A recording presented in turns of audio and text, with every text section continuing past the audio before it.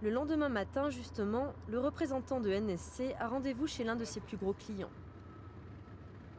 Ne vous y trompez pas, ce building est une usine textile. L'entreprise Sunshine est l'une des plus réputées du pays. Elle a même eu droit à la visite du Premier ministre chinois, ancien maire de Shanghai. Loin des clichés sur les usines chinoises miséreuses, l'endroit est immense, flambant neuf et équipé des machines dernier cri. On n'est pas face à une petite entreprise chinoise qui est en train de faire de la copie ou de la contrefaçon. On part de la fibre, on termine au costume, il n'y a pratiquement personne qui sait faire ça au monde aujourd'hui. La Chine s'équipe aujourd'hui avec ce qui se fait de mieux. Mais son principal atout reste les faibles coûts de sa main-d'œuvre, 10 fois moins élevés qu'un salarié français. Alors bien sûr, la tentation est grande pour tous de s'installer là-bas. Non, en termes de délocalisation, il ne faut pas s'inquiéter. Sur chaque pièce que l'on a dans nos machines, on a une valeur ajoutée que l'on a du mal à retrouver aujourd'hui en Chine.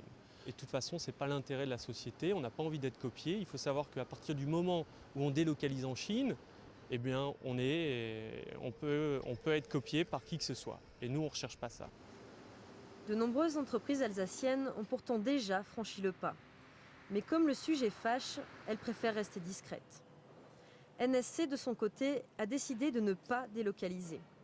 Il est vrai que dans certaines vallées vosgiennes, l'Eldorado chinois a déjà fait beaucoup de dégâts.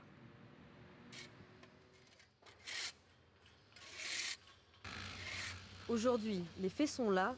En 20 ans, l'Empire du Milieu est devenu le nouveau centre du monde. Pour moi, le prochain vraiment grand pays de toute façon d'exportation et d'importation, ça sera la Chine, définitivement.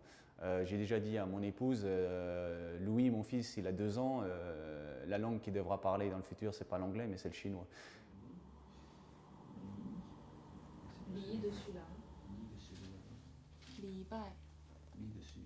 Mais comme on n'est jamais trop prudent, Florent Saunier, lui aussi, a décidé de se mettre au chinois.